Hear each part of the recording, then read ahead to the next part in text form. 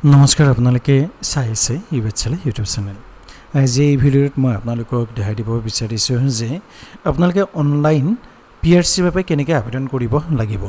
আশা কৰিছোঁ আপোনালোকক এই ভিডিঅ'তে কিছু পৰিমাণে হ'লেও উপকৃত কৰিব। কিন্তু ভিডিঅ'টোৰ আগলৈকে যোৱাৰ আগত যদিহে আপোনালোকে এতিয়ালৈকে ইউটিউব চেনেলটো ছাবস্ক্ৰাইব কৰা নাই তেতিয়াহ'লে অনুগ্ৰহ কৰি আপোনালোকে ইউটিউব চেনেলটো ছাবস্ক্ৰাইব কৰি ল'ব। গতিকে এতিয়া হওক আজি আমি মূল ভিডিঅ'টো আৰম্ভ কৰোঁ।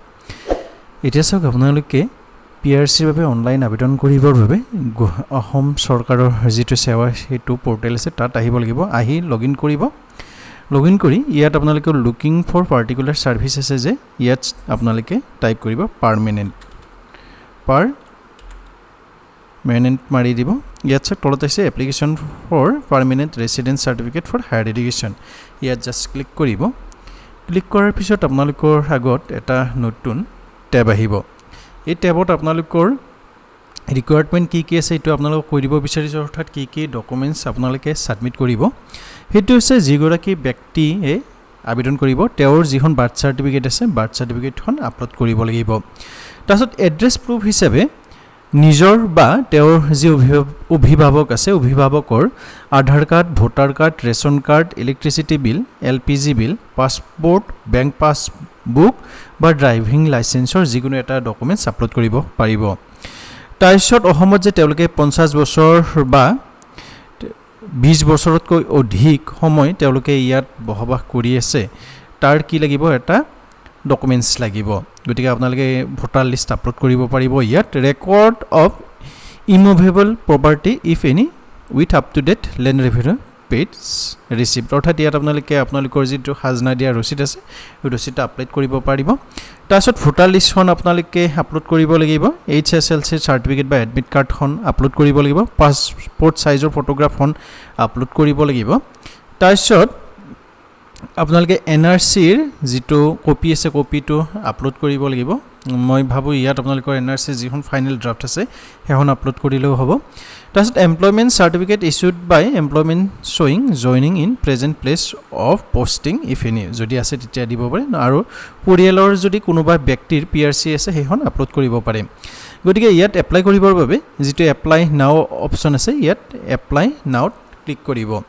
ক্লিক কৰাৰ পিছত এনেকুৱা এটা ইন্টাৰফেস আহিব। ইয়াত চাওক আপোনালোকে কোড কি লিখিব লাগিব সেইটো দেখাই দিব বিচাৰিছো। এতিয়া ইয়াত আপোনালোকৰ এপ্লিকেন্টছ নেম অৰ্থাৎ যিগৰাকী ব্যক্তিৰ বাবে আপোনালোকৰ যি PRC আছে PRC প্ৰয়োজন হয় তেহেতৰ নাম ইয়াত আপোনালোকে লিখিব লাগিব। মই ইয়াত লিখিছো। তাৰপিছত father's name, mother's name, mobile নাম্বাৰটো ইয়াত বাই ডিফল্ট আহি যাব। Email ID, date of birth, gender, spouse name, passport number যদি আছে দিব, পান কাৰ্ড আছে যদি দিব, আধাৰ কাৰ্ড যদি আছে ইয়াত দি দিব। তাৰপিছত আপোনালোকে ইয়াত হাউস নাম্বাৰ দিব লাগিব, অৰ্থাৎ পাৰ্মানেন্ট এড্ৰেছ স্থায়ী ঠিকনাটো দিব লাগিব। হাউস বা ফ্ল্যাট নাম্বাৰ আছে যদি দিব। তাৰপিছত পোষ্ট অফিসটো ইয়াত আপোনালোকে দিব লাগিব।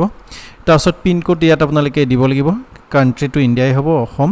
তাৰপিছত এইটো আপোনালোকৰ যিখন ডিস্ট্ৰিক্ট হয় ডিস্ট্ৰিক্টখন সিলেক্ট কৰিব। তাৰপিছত সাব ডিভিজন, সাৰ্কেল, ভিলেজ, মৌজা, পুলিশ ষ্টেচন কোডটো ইয়াত আহিব। আৰু এই ইয়াত যেটো কোড আহিব এই কোডটো আপোনালোকে PRCৰ কাৰণে যেতিয়া আবেদন কৰিব তাত এখন অফলাইন ফৰ্ম সাবমিট মানে ফিল আপ কৰিব লাগে। ফিল আপ কৰি হেখন আপলোড কৰিব লাগে। এই ফৰ্মখনৰ লিংকটো বাৰু মই ডেসক্ৰিপচন বক্সত দি থৈ দিম। ক্লিক কৰিলে হেখন ফৰ্ম ফিল আপ কৰি কিনে PDF বনাই কিনে আপলোড কৰিব, নহলে ৰিভাৰ্ট বেক হোৱাৰ সম্ভাৱনা বহুত আছে। তাৰপিছত আপোনালোকে কিমান বছৰ তাত আছে, গতিকে ইয়াত ধৰক আপোনালোকে যিমান বছৰ আছে সিমান বছৰে ইয়াত দিলে। দিয়াৰ পিছত যদিহে একে ঠিকনা হয় তেতিয়াহ'লে ইয়েস কৰিব, যদিহে নহয় নোট কৰিব। তাৰপিছত হায়াৰ এডুকেশ্যন, তাৰপিছত ইয়াত আপোনালোকে ক'ত নাম ভৰ্তি কৰিছে সেইখন ইউনিভাৰ্চিটিৰ বা কলেজৰ নাম দিব লাগিব। তাৰপিছত কিবা ক্ৰিমিনেল কেছ আছে নেকি, যদি আছে ইয়েস দিব লাগিব, যদিহে নাই নোট দিব লাগিব। তাৰপিছত এই যি ডকুমেন্টছ আছে ডকুমেন্টছসমূহ আপোনালোকে আপলোড কৰিব লাগিব, যেনে copy of birth certificate issued by competent authority, যিখন আপোনালোকৰ বাৰ্থ সাৰ্টিফিকেট আছে বাৰ্থ সাৰ্টিফিকেটখন আপোনালোকে ইয়াত আপলোড কৰিব লাগিব। গতিকে আপোনালোকে খুব ধুনীয়াকৈ বাৰ্থ সাৰ্টিফিকেটখন ইয়াত আপলোড কৰি দিব। তাৰপিছত এড্ৰেছ প্ৰুফৰ কাৰণে আপোনালোকে অভিভাৱকৰ বা নিজৰ যিখন আধাৰ কাৰ্ড আছে আধাৰ কাৰ্ডখন আপলোড কৰিব পাৰে।